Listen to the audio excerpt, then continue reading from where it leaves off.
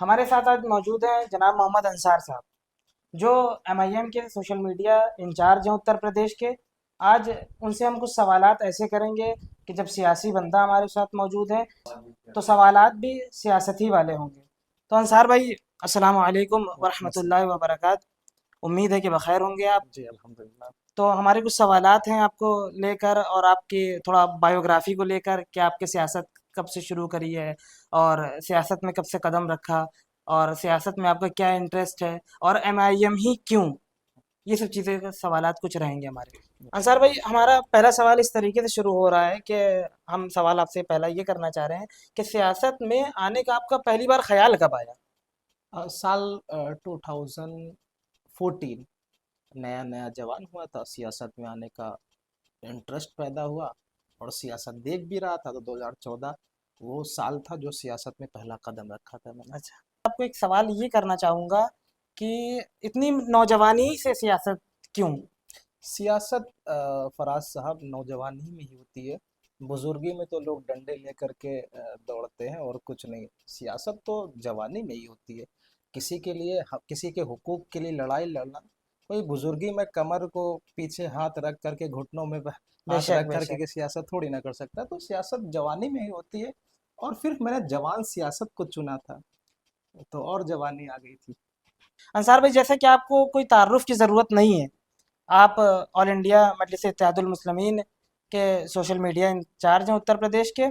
लेकिन मैं ये पूछना चाहूँगा कि सियासत में आपकी पहली पार्टी कौन सी थी। मेरी शुरू से लेकर के आखिरी तक यानी आज साल 2026 है। 2016 में मैं पहली बार मुतासिर तो बहुत पहले से था। लेकिन 2016 में मैं पहली बार ऑल इंडिया मजलिस इत्तेहादुल मुस्लिमीन के साथ आया ऑफिशियली। और तब मैं एक वार्ड का अध्यक्ष था, अपने वार्ड का एक अध्यक्ष था। और फिर सफ़र जारी रहा और मेहनत व मशक्क़त रही। पार्टी का पैगाम जिस तरीके से लोगों तक पहुंचा सकते हैं। फिर 2026 आया और अल्हम्दुलिल्लाह पार्टी ने एक बड़ी जिम्मेदारी दी। उत्तर प्रदेश का सोशल मीडिया इंचार्ज बनाया जनाब शौकत अली साहब ने, हमारे प्रदेश अध्यक्ष साहब ने।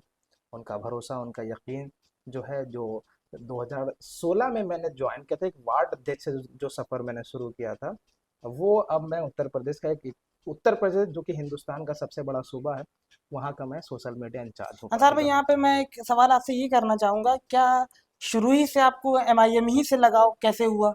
असल में बात होती है हक और हुकूक की। आपकी हुकूक की बात कौन कर रहा है? आप बेशक। पर जब जुल्म ज्यादती हो रही तो आप पर बोल कौन रहा है? जब आपके साथ नाइंसाफी हो रही तो लड़ कौन रहा है? आपके मुद्दों पर बोल कौन रहा है, लड़ कौन रहा है? सवाल ये पसंद और नापसंद नहीं, ये मेरी पसंद और नापसंद का कोई मैटर नहीं करता। भाई बहुत सारी हिंदुस्तान में पार्टियां हैं, लोगों को भाजपा पसंद लोगों को भाजपा बिल्कुल पसंद आती बिल्कुल। है। कुछ लोगों को समाजवादी पार्टी पसंद आती है, कुछ लोगों को कांग्रेस पसंद आती है। वो तो इनकी सोच होती है। यहाँ पर मेरी सोच ये थी कि अगर कोई हमारे हुकूक की बात कर रहा है, कोई हमारे इंसाफ की बात कर रहा है, जो हमारी लड़ाई लड़ रहा है, जो हमें सियासत में हक दिलाना चाहता है, तो वो ऑल इंडिया मजलिस इत्तेहादुल मुस्लिमीन है। तो अंसार भाई, आपका इस बयान का मतलब ये हुआ कि जो और भी पार्टियां हैं एमआईएम के अलावा, हम्म। वो क्या हमारे हुकूक को आगे नहीं बढ़ा नहीं रही, वो साहब, हमारे हक के बारे नहीं। में नहीं बोल रही। नहीं साहब, असल में ये सब मुसलमानों का वोट लेती हैं और सत्ता तक जाती हैं और सत्ता की मलाइट चाहती हैं। और आज भाजपा जो सत्ता में है वो इन्हीं की वजह से। आज समाजवादी पार्टी सत्ता से बाहर है और कांग्रेस सत्ता से बाहर है। आज भाजपा सत्ता में है, वो समाजवादी पार्टी और कांग्रेस की ही देन है जो आज भाजपा सत्ता में है। अंसार भाई, यहाँ पर मैं एक सवाल ऐसे करना चाहूँगा कि आपने जैसे सारी पार्टियों के बारे में बताया कि जो हुकूक के बारे में आपके हक को आगे बढ़ाए, उसके साथ आप हैं एमआईएम के साथ। तो मैं ये चाह रहा था कि अगर आपका जो अंदाज़ बयां है, हम्म। जो आपकी गुफ्तगू का तरीका है, जो आप अपनी पार्टी के लिए इतना खड़े होते हैं, इतना बोलते हैं, आवाज़ उठाते हैं, अगर आप यही चीज़ें दूसरी पार्टी के लिए करते, जिसकी सत्ता है उसके लिए करते, तो यकीनन इस वक्त आप इससे बड़े ओहदे पर होते। इसके बारे में आप कुछ कहेंगे क्या। साहब, अगर सत्ता के साथ जाता तो चाटुकार कहलाता, और जो लोग सत्ता में हैं और जो लोग विपक्ष में हैं वो असल में जालिम ही है। आज देख रहे हैं आप मौजूदा वक्त की हुकूमत जो है जिसका कोई कसूर नहीं उसके घर को बुलडोज कर दिया जाता है। जिसका कोई कसूर नहीं, जिस जवान का बेगुनाह झूठे मुकदमे लगा करके जेल की सलाखों के पीछे डाला जा रहा है। हम देख रहे हैं कि मौजूदा वक्त की हुकूमत बस्तियां बस्तियां उजाड़ दे रही है। तो सवाल ही पैदा नहीं होता कि मैं मौजूदा वक्त की हुकूमत के पास चला जाऊं, उस पार्टी में चला जाऊं। मुझे ज़रूरत नहीं है, मुझे ओहदे की ज़रूरत नहीं है, मुझे ताकत की ज़रूरत नहीं है। दुआएं हैं लोगों की, पार्टी का भरोसा है, पार्टी ने बड़ी जिम्मेदारी दी है। बिल्कुल, बिल्कुल अंसार भाई। अच्छा अंसार भाई, एक सवाल ये मेरे ज़हन में भी आ रहा है जब आप बोल रहे थे कि इससे मुतासिर हुए आप इस पार्टी में आने के लिए। देखिए, हिंदुस्तान में एक वाहिद शख्सियत है, जनाब बैरिस्टर असदुद्दीन ओवैसी साहब, जो जालिम के खिलाफ, मजलूम की हिमायत में और नाइंसाफ़ी के खिलाफ, दलितों और मुसलमानों पर जब जुल्म और ज़्यादती हो रही है, उनके हुकूक के बारे में, चाहे वो स्टूडेंट्स के हुकूक हो, मतलब चाहे महिलाओं की बात हो, संसद में खड़े होकर के अकेले वाहिद एक ऐसा इंसान है जो नाइंसाफ़ी के खिलाफ बोलता हो। तो जाहिर सी बात है, मुतासिर करने वाली जो है चीज सामने है, तो जाहिर सी बात है मैं मुतासिर हूँ बैरिस्टर असदुद्दीन ओवैसी साहब का, उनकी बेबाकी का। एक सवाल है अंसार भाई ऐसा कि अगर कोई दूसरी पार्टी या जिसकी सरकार है बीजेपी, वो या कोई दूसरी पार्टी आपको इससे बड़े ओहदे के लिए ऑफर करे तो आप क्या उसके बारे में सोच रखते हैं? हाँ, अगर दूसरी पार्टी मुझे ऑफर करना चाहती तो करिए, तो ठीक है। मौजूदा वक्त की हुकूमत अगर करना चाहती है तो बस वो बुलडोजर को रोक दे, जो नाइंसाफ़ी कर रही है वो आम लोगों के साथ, वो नाइंसाफ़ी को ख़त्म कर दे, जो जुल्म और ज़्यादती कर रही है वो ख़त्म कर दे।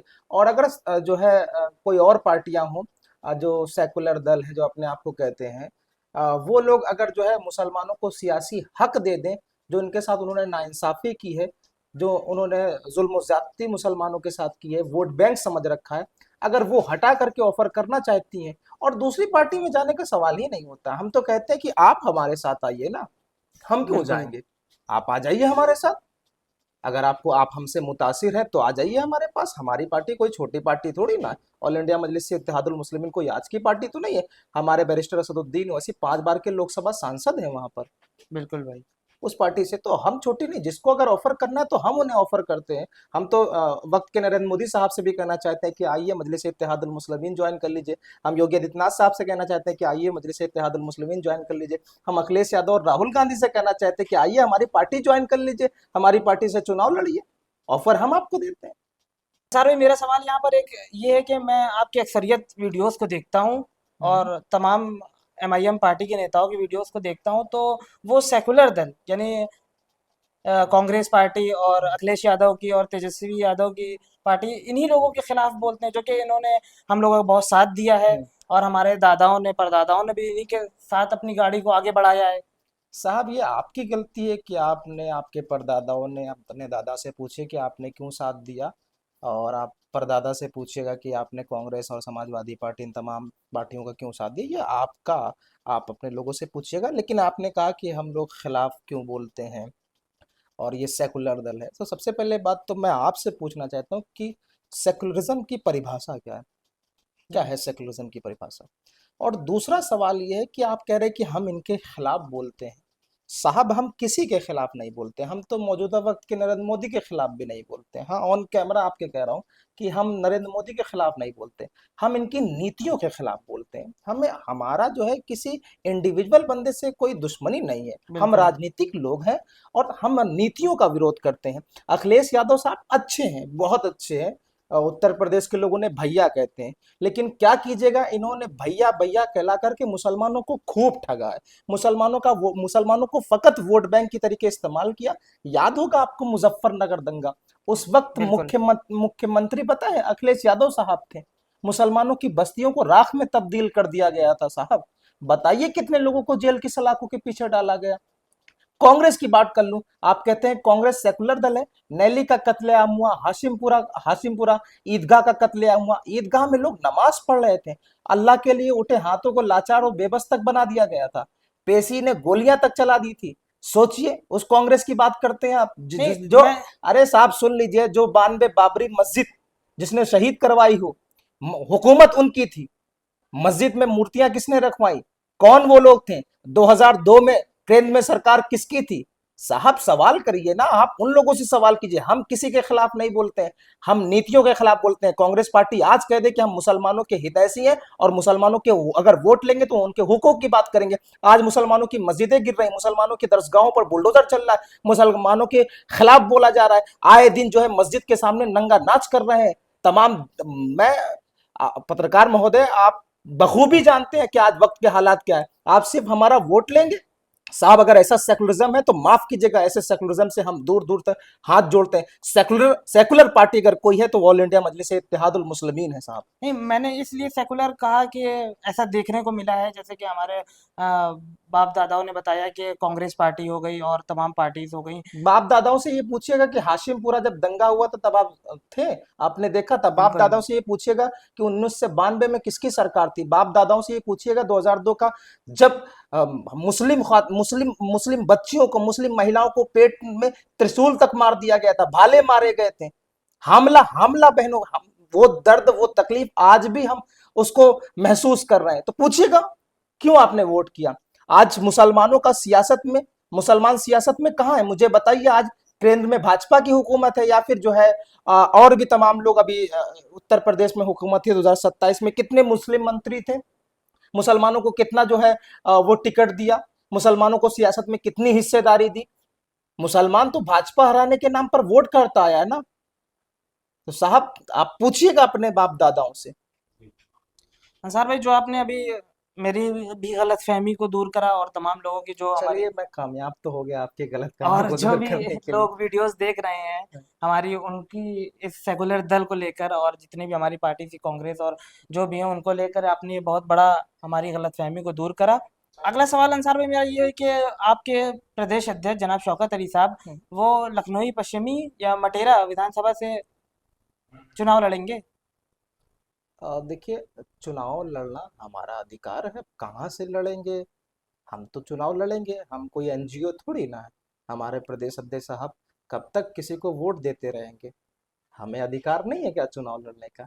लड़ेंगे, चुनाव लड़ेंगे, बहुत मजबूती के साथ चुनाव लड़ेंगे और इंशाअल्लाह ताला एमआईएम के पहले विधायक जनाब शौकत अली साहब होंगे। तो अगला सवाल अंसार भाई मेरा ये, क्या आप वहां पे जाएंगे? बिल्कुल जाहिर सी बात है, मेरे प्रदेश अध्यक्ष साहब चुनाव लड़ रहे हैं। और जब मैं बंगाल जा सकता हूँ, जब मैं बिहार जा सकता हूँ, जब मैं महाराष्ट्र जा सकता हूँ, तो मेरे प्रदेश अध्यक्ष साहब चुनाव लड़ रहे हैं ना, बिल्कुल बिल्कुल। जाऊंगा और विधायक बना के लाऊंगा इंशाल्लाह ताला। इंशाल्लाह। हाँ। अंसार भाई, इतने कम वक्त में आप एमआईएम का एक चेहरा बनते जा रहे हैं। आपने अकबरुद्दीन साहब के साथ मंच साझा किया, आपने असदुद्दीन ओवैसी साहब के साथ मंच साझा किया। तो क्या आप भी 2027 में चुनाव लड़ने की उम्मीद में हैं? देखिए, अभी तो ऐसा कोई प्लान नहीं है। अब वक्त बताएगा, हमारी पार्टी अगर आदेश करती है, हमारे प्रदेश अध्यक्ष जनाब शौकत अली साहब जो है आदेश करते हैं तो देखा जाएगा। बाकी अभी ऐसा कोई प्लान नहीं कि हम चुनाव लड़ेंगे।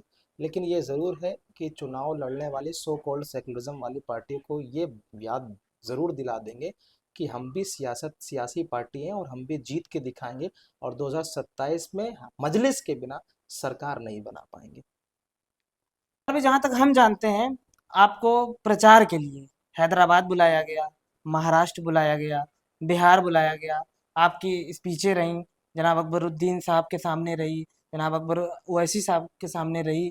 तो क्या उत्तर प्रदेश में आपको सिर्फ प्रचार के लिए रखा जाएगा, या आपका भी प्रचार किया जाएगा, आप भी चुनाव लड़ेंगे?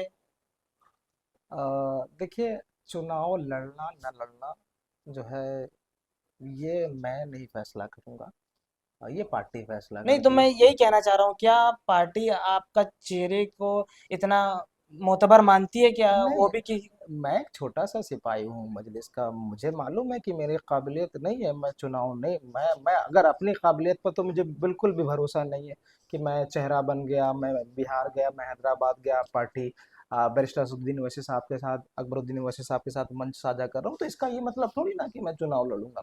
हाँ, वो अलग बात है कि मेरी पार्टी ने कार ड्राइवरों को विधायक बना दिया, वो अलग बात है कि मेरी पार्टी ने जो जिसका सियासत से दूर दूर तक कोई ताल्लुक नहीं था उसको पार्टी में ला करके पार्टी का चेहरा बना दिया, उसे विधायक बना दिया। ये मेरी पार्टी की खासियत ये है।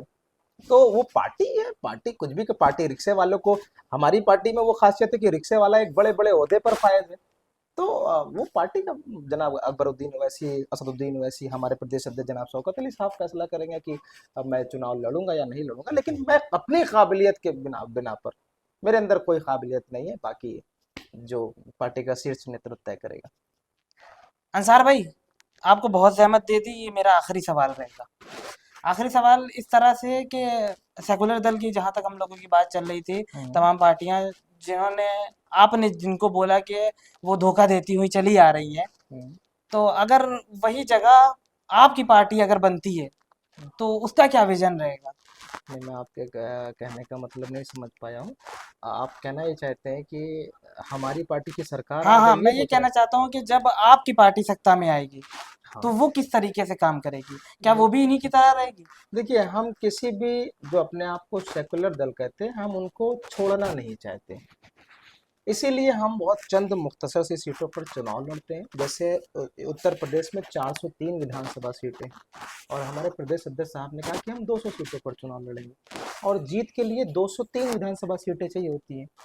तो हम लोगों ने तो खुला 50% सीटें तो छोड़ ही दिए। अगर किसी को अकेले चुनाव लड़ना है तो अकेले लड़ करके चुनाव, अकेले लड़ करके सरकार बना सकता है। लेकिन हम ये चाहते हैं कि आइए मिल करके साथ लड़े, हम मिल करके सत्ता बनाए। हम ये नहीं कहते कि हम अकेले सत्ता बना लेंगे, हम मुख्यमंत्री बन जाएंगे, हम प्रधानमंत्री बन जाएंगे। लेकिन हम ये कहते हैं कि हमारे हमारे वोटों से हमारा वोट लेते हैं, लेकिन हमारे बिना आप मुख्यमंत्री नहीं बन सकते, हमारे बिना आप सरकार नहीं बना सकते। हम ये चाहते हैं, हमको हमारी जितनी भागीदारी, जितनी हमारी हिस्सेदारी, वो आप हमें दे दीजिए।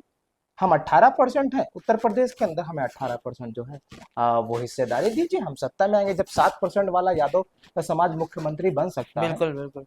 चार चार बार मुख्यमंत्री बन सकते हैं, और अभी दलित समाज जो है बन सकता है मुख्यमंत्री, निषाद समाज बन सकता है, निषाद समाज की अपनी पार्टी हो सकती है, राजभर की अपनी पार्टी हो सकती है, वो मंत्री बन सकते हैं। तो एक मुसलमान क्यों नहीं? हम ये चाहते हैं कि हमारी हिस्सेदारी दीजिए, और बस हमारी सत्ता में भागीदारी होगी, हम हिस्सेदारी अपनी खुद ले लें।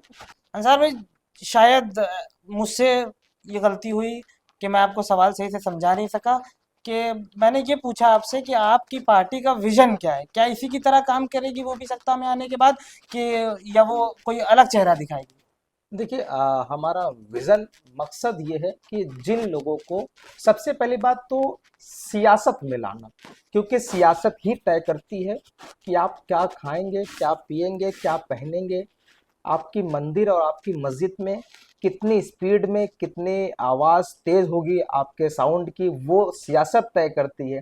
आप नमाज कहाँ पढ़ेंगे, कहाँ नहीं पढ़ेंगे, आप घंटी कब बजाएंगे, कब नहीं बजाएंगे, आप कौन सा कपड़ा पहनेंगे, ठीक है, आप क्या खाएंगे, सब सियासत तय करती है। तो सियासत में बहुत पावर होता है। तो सबसे पहला मकसद ये है कि उनको सियासत में लाया जाए, और जब सियासत में लाएंगे तो सियासत जो है वो हिस्सा भी दिलाती है, इंसाफ भी सिखाती है। अगर आप इंसाफ करना चाहते हैं तो हमारा मकसद ये है कि सियासत में आइए, आप खुद आइए। कब तक आप वोट देने वाले बन जाएंगे? तो मेरा मकसद ये है कि उन तमाम लोगों को जिनको सियासत में अछूत समझा गया था, उनको सियासत में ला करके सियासी हिस्सेदारी दी जाए। कब तक एक मुसलमान, खास करके मुसलमान, कब तक एक मुसलमान जो है झंडा और डंडा उठाता रहेगा? कब तक मुसलमान जो है नारे लगाता रहेगा? कब तक मुसलमान कुर्सी बिछाता रहेगा? कब तक मुसलमान जो है गाड़ी के पीछे दौड़ता रहेगा? वो दिन कब आएगा जब मुसलमान गाड़ी पर चलेगा और पीछे जनता दौड़ेगी? वो दिन कब आएगा साहब? वो दिन तब आएगा जब वो सियासत में हिस्सेदार बनेगा, सियासत में भागीदार बनेगा। फिर आपके लिए कुर्सी भी लगाई जाएंगी, फिर आपके लिए मंच भी सजाया जाएगा, फिर आपकी बात भी सुनी जाएगी, फिर आपके साथ इंसाफ भी होगा। जिन लोगों को अछूत समझा गया तो उनको सियासत में ला करके इंसाफ दिलाना मकसद है। बहुत शुक्रिया आपका। और आखिर में हमारे चैनल के बारे में, वॉइस ऑफ ट्रुथ के बारे में आप क्या कहना चाहेंगे? अब मैं तमाम ऑडियंस से ये कहना चाहता हूँ कि आप बेहतरीन सवाल करते हैं, बेहतरीन वक्ता है, और सवाल भी बड़े पेचीदगी से आपने किए। तो आपके काबिलियत की बुनियाद पर आप तमाम लोग जो है बहुत शुक्रिया। भाई के यूट्यूब चैनल को सब्सक्राइब कीजिए, वॉइस ऑफ ट्रुथ को सब्सक्राइब कीजिए, और ज़्यादा से ज़्यादा लोगों तक शेयर कीजिए। अच्छी कैप्चरिंग है, मैं खुद आपको देखता था। फिलहाल मैं लोगों से अपील करना चाहता हूँ कि आप इनकी वीडियोस को लाइक कीजिए, कमेंट कीजिए, शेयर कीजिए, और चैनल थोड़ा सा हौसला दीजिए, ताकि ये वक्त के प्रधानमंत्री से भी सवाल कर सकें।